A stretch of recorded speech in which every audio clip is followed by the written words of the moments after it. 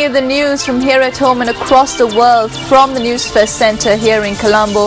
A very good evening. This is Prime Time News. I'm Mahina Bangzo. And I'm Madhushka Balasurya. Let's start off with a look at your headline-making stories.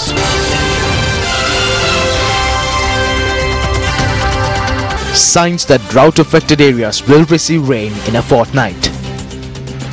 Potato stocks pile up in Valley Mudder. Farmers take to the streets.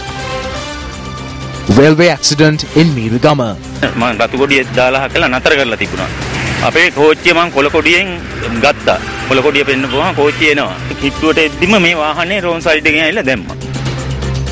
Individual who was assaulted by a member of the Bennapo Pradesh Sabha hospitalized.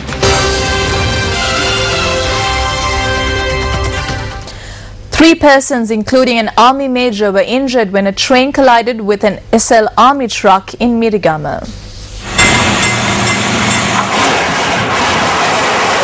The accident involving the Colombo Kandy train occurred at 8:10 this morning at the Villavatta level crossing. Our reporter says that the Sri Lanka army truck was dragged forward about 75 meters by the train. I had the vehicle stopped at the gate with the red flag and I gave the go-ahead for the train with the green flag. When the train approached, this vehicle came from the wrong side and tried to cross. The gate wasn't closed, but the bell was ringing. While all other vehicles had stopped, this vehicle tried to cross. The injured were admitted to the Mirigama Base Hospital and were later transferred to the Vatupitiwala Base Hospital for further treatment. Dr. Kapila Vikramanayaka, director of the accident ward at the National Hospital in Colombo, says the man who self-immolated outside the Kolpiti police station this morning is in critical condition. The man has been identified as a 72-year-old resident of Pannipitiya. The police and people at the scene at the time had made a concerted effort to rescue the man who set himself on fire this morning. The police then used a patrol vehicle to rush him to the National Hospital.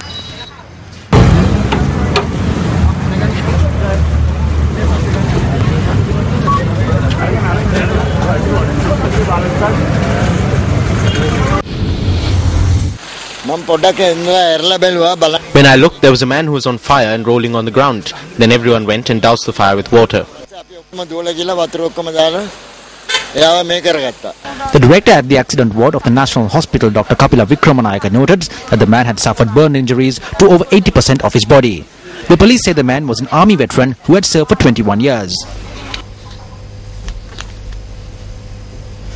A general amnesty has been granted for Sri Lankan illegal migrants in Malaysia to turn themselves in.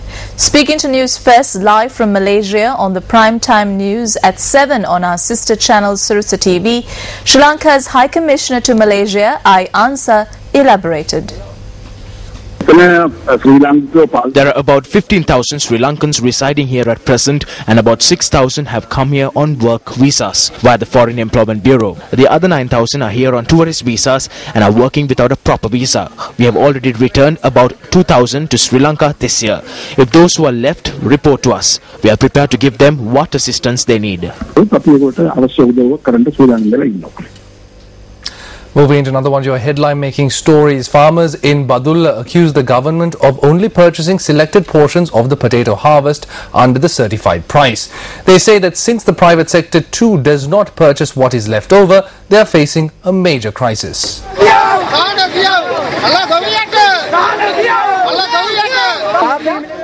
Farmers who were anxiously waiting for potato prices to decline are now being made to wait until their harvest is purchased. Farmers say they have reached the end of their tether as a result of not receiving a fair price for their produce. Potato farmers from areas including Boralanda and Valley Mudder joined this demonstration. Although the government purchases potatoes from the farmers via Satosa at the certified price of 80 rupees per kilogram, farmers say the selection process has caused problems. The government lied to us that they were purchasing potatoes at 80 rupees per kilo, but they only purchase potatoes which meet their size requirement. They do not buy the large roots or the smaller ones. Although they say they are buying it for 80, they say that orders are full until the 21st. Whose potatoes are they buying? They are buying potatoes from those on the inside. They said through the media that they would buy potatoes. If they do not resolve this, we will take poison and die. While the farmers' trust deteriorated in this way, private traders at the Kapatipola Economic Centre in Valimada were not purchasing potatoes for even 55 rupees a kilogram.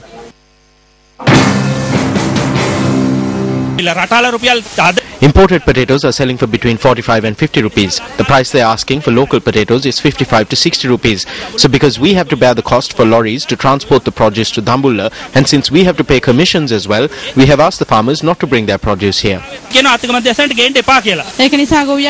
ask that the authorities step in to give the farmers a fair price and to also implement a system where the traders too will be able to sell produce at the economic centre.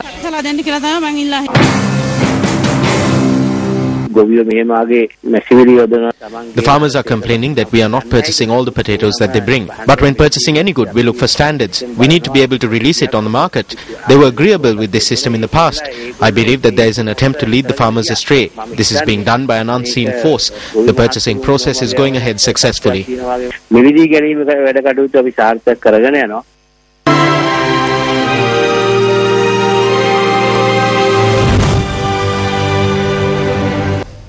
The Sirasa Shakti Sahana Yatra initiative, organized to provide much-needed relief to the drought-stricken people of the country, has received immense praise from society as a whole.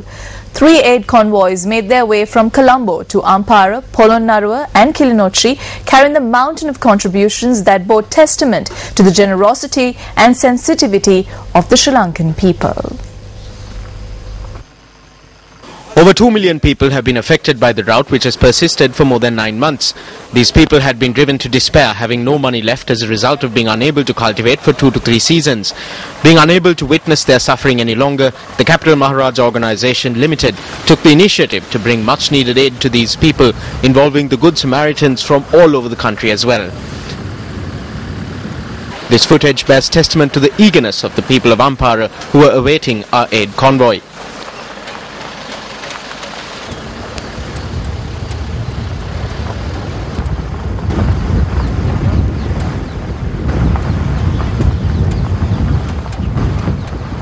Aid packages were distributed among the drought-affected people at several villages in the Damana and Uhana administrative divisions, including Kimbirigolla, Katagasyaya, Latugala, Bokkabadda and Piangala.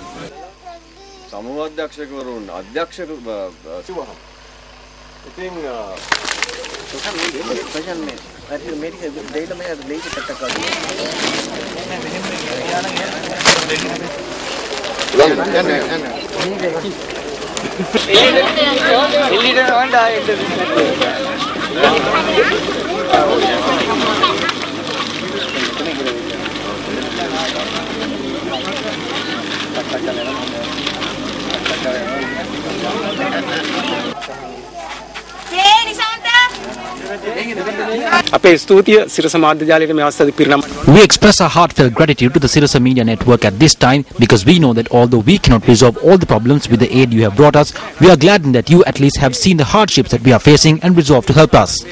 You reminded the country that the people living here are the people who feed the nation and give energy to the people. The people in these areas provide not only rice but also tea and sugar for the country.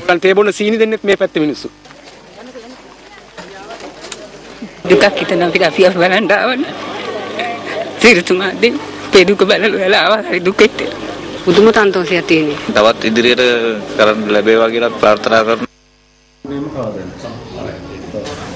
people of Rajarata, who have been blessed with 100 reservoirs, suffered immensely as a result of the drought. The Sahana Yatra convoy, which made its way to Polonnaruwa, began distributing aid to drought-stricken people in areas including Madirigiriya and Diyasenpura following a meeting at the Madirigiriya Divisional Secretariat. You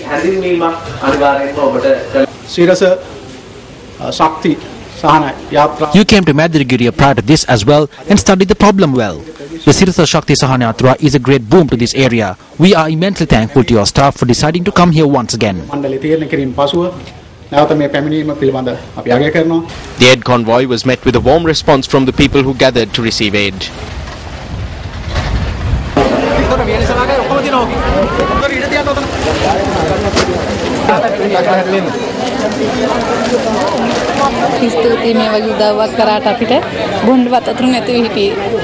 Thank you.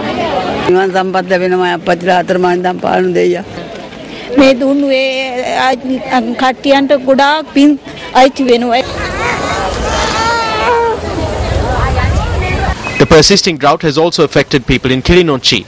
At a time when they too had fallen to the depths of despair, the Sirasa Shakti Sahanayatra, strengthened with the contributions of people from across the island, brought a light to their eyes.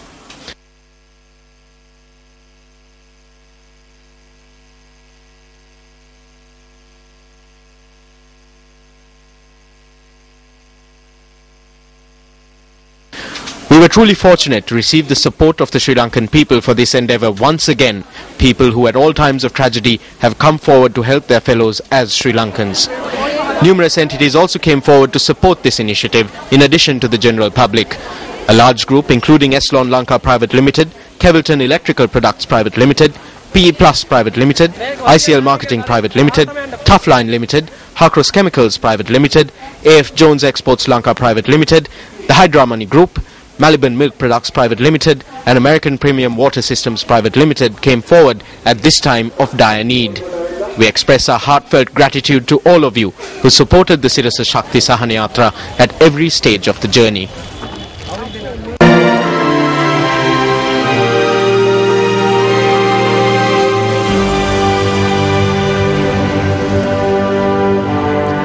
The leader of the Janasada Peramuna, Venerable Battaramulle Sile Ratanathera, says there are few who can identify the hardships of the people and work for their welfare.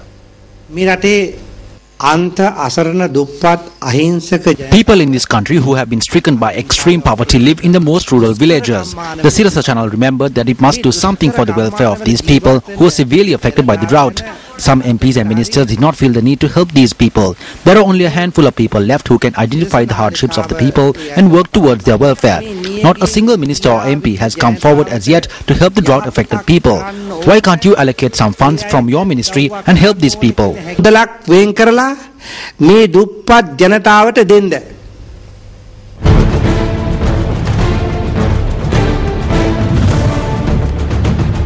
Welcome back.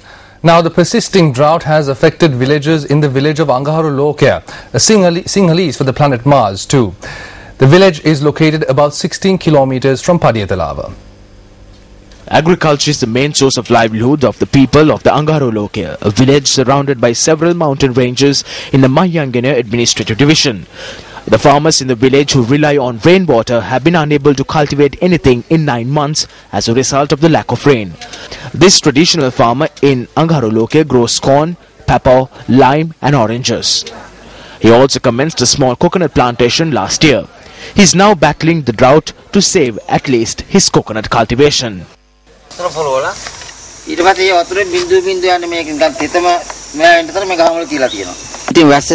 We as farmers are battling with the drought and won't refrain from cultivating. We are trying our level best to grow whatever crops possible with the little water we have.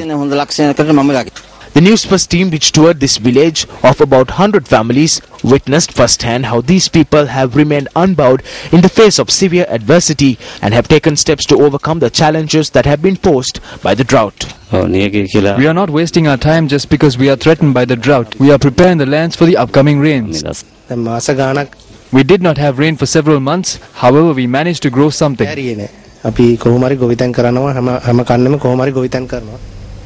Newsfirst Joel Outscoon joins us now with the weather forecast. A very good evening to you and welcome to the Weather Center with me, Joel Outscoon. Starting off with some good news for the people who have been affected by the drought. The Met Department says that several spells of showers will be experienced in the areas which have been stricken by the drought and may receive rainfall in about a fortnight.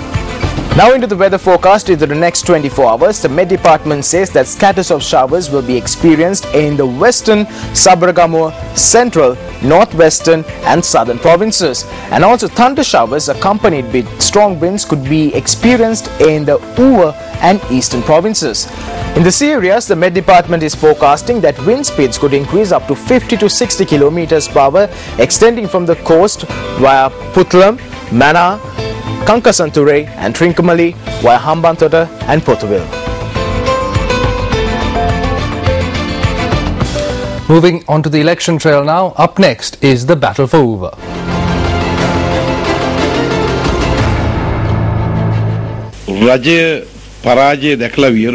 The government has seen defeat and has now taken to violence. Large numbers from the alliance have begun to rally around the UNP. The leaders and candidates of the alliance are seeing defeat and have gotten the shivers.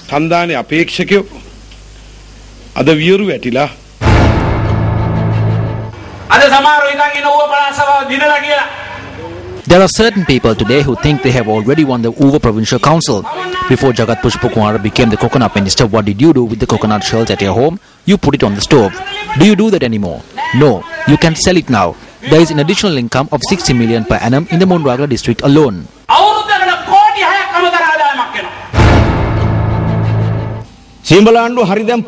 They say that Siambalandu has become rich. The people are now collecting coconut shells. They are earning 500,000 rupees a month apparently. Show me one example in Siambalandu. I don't think they have their feet on the earth. Given that they are in Thanamalwila most of the time, we begin to wonder whether they are on marijuana when listening to the yarns they spin.